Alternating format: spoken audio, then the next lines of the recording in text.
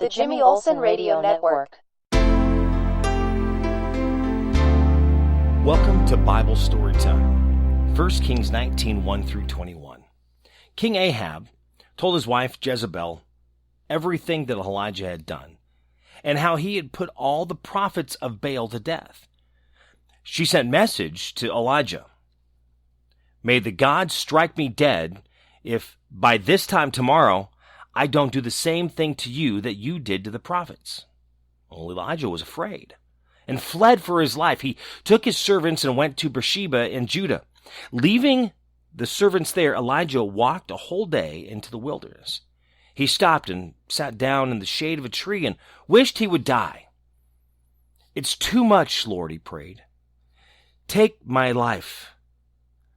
I might as well be dead. He lay down under the tree and fell asleep. Suddenly an angel touched him and said, "Wake up and eat." He looked around and saw a loaf of bread and a jar of water near his head. He ate and drank and lay down again. The Lord's angel returned and woke him up a second time, saying, "Get up and eat, or the trip will be too much for you." Well, Elijah got up, ate and drank, and the food gave him enough strength to walk 40 days to Sinai, the holy mountain. There, he went into a cave to spend the night. Suddenly, the Lord spoke to him. "Elijah, what are you doing here?" He answered, "Lord God Almighty, I have always served you, you alone, but the people of Israel have broken their covenant with you, torn down your altars, and killed all your prophets. I am the only one left, and they are trying to kill me. Go out and stand before me on top of the mountain," the Lord said to him. Then the Lord passed by and sent a furious wind that split the hills and shattered the rocks, but the Lord was not in the wind. The wind stopped, and there was an earthquake, but the Lord was not in the earthquake. After the earthquake, there was a fire, but the Lord was not in the fire. And after the fire, there was a soft whisper of a voice. When Elijah heard it, he covered his face with his cloak and went out and stood at the entrance of the cave. A voice said to him, "Elijah, what are you doing here?" He answered, "Lord God Almighty, I have always served you, you alone, but the people of Israel have broken their covenant with you, torn down your altars, and killed all your prophets. I am the only one left, and they are trying to kill me."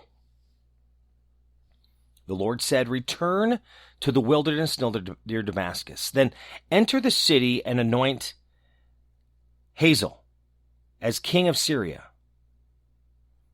Anoint Jeshu, son of Nimshi, a king of Israel, and anoint Elisha, son of Shaphat, from Abel Meholah, to succeed you as the prophet. Anyone who escapes being put to death by Hazael will be killed by Jehu, and anyone who escapes Jehu will be killed by Elisha. Yet I will leave 7,000 people alive in Israel, all those who are loyal to me and have not bowed to Baal or kissed his idol."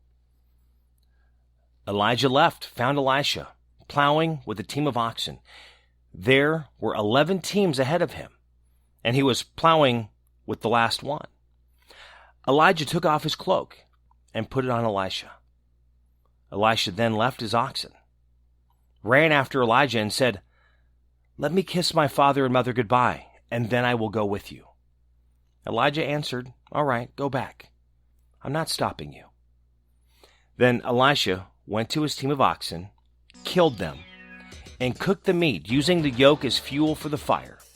He gave the meat to the people, and they ate it. Then he went and followed Elijah as his helper. 1 Kings 19, 1 through 21. If you enjoyed this story, you can share it on social media. Find me on social media, Facebook, TikTok, Instagram, and at My Buddy Jimmy, and on YouTube at My Buddy Jimmy 101. Spinal adjustments provided by Dr. Chad Rolfson. The Spinal Tuning Chiropractic Center is a Des Moines area low flat fee per month unlimited chiropractic care practice. When life happens, just adjust. Schedule today at spinaltuning.com. Barbecue provided by Kenny's Rib Wagon, catering ribs for your pleasure and serving daily at Plaza Pub, 62nd and Douglas in Des Moines, across from Merle Hay Mall. Find Kenny's Rib Wagon on Facebook. The Jimmy Olsen Radio Network.